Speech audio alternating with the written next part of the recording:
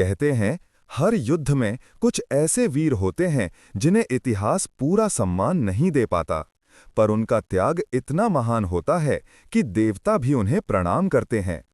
महाभारत का इरावन ऐसा ही एक नाम है। अर्जुन जब वनवास में थे, तभी उनकी मुलाकात नाग कन्या उलूपी से हुई। उलूपी तेजस्वी, बुद्धिमान और धैर्य की मूर्ति थी। उनसे विवाह के बाद उनकी गोद में एक दिव्य बालक आया, जिसे नाम दिया गया इरावन। इरावन में नागों का साहस और अर्जुन का तेज दोनों था। नागलोक में रहते हुए वो तीरंदाजी, युद्ध कला और तपस्या में निपुण हुआ। लेकिन उसके हृदय में एक प्रश्न हमेशा जलता था, मेरे पिता अर्जुन कहाँ हैं? क्या मैं भी उनके जैसे धर्म योद्धा बन पाऊंगा? उलूपी हर बार मुस्कुराकर कहती, समय आने पर तुम स्वयं समझ जाओगे। कुरुक्षेत्र का युद्ध शुरू होने वाला था। धरती कांप रही थी और धर्म अधर्म की विशाल लहरें टकराने को थीं। उसी समय उलूपी ने अपने पुत्र से कहा, इरावन, अब वो समय आ गया है जिसके लिए तुम्हारे पिता पैदा हुए और तुम भी। इरावन अपने पिता के पास आया। अर्जुन पहले तो उसे पहचान नहीं पाए, लेकिन जब उलूपी का नाम सुना तो प्रेम से उसे गले लगा लिया। पांडवों को लगा, अब हमारे पक्ष में एक और महान योद्धा आ गया। लेकिन श्री कृष्ण सब जानते थे कि इरावन केवल योद्धा नहीं, बल्कि एक गहरी नियति लेकर आया है। युद्ध बहुत कठिन था।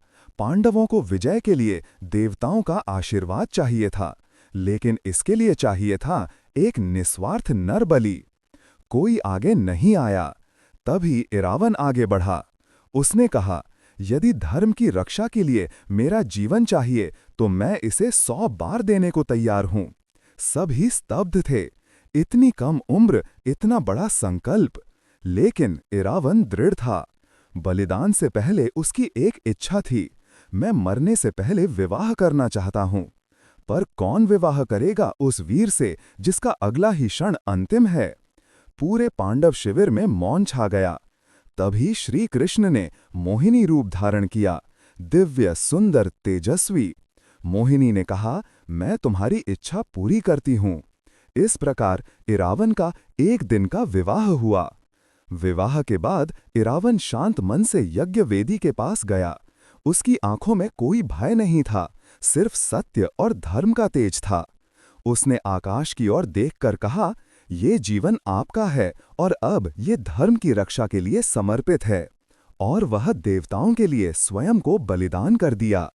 कहते हैं कि उसी समय आकाश से प्रकाश बरसा और देवताओं ने पांडवों को विजय का आशीर्वाद दे दिया।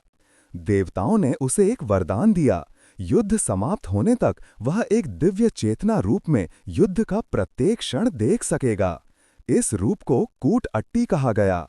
इस प्रकार इरावन युद्ध समाप्त होने तक सब कुछ देखता रहा, पिता का संघर्ष, पांडवों की पीड़ा और अंत में धर्म की जीत।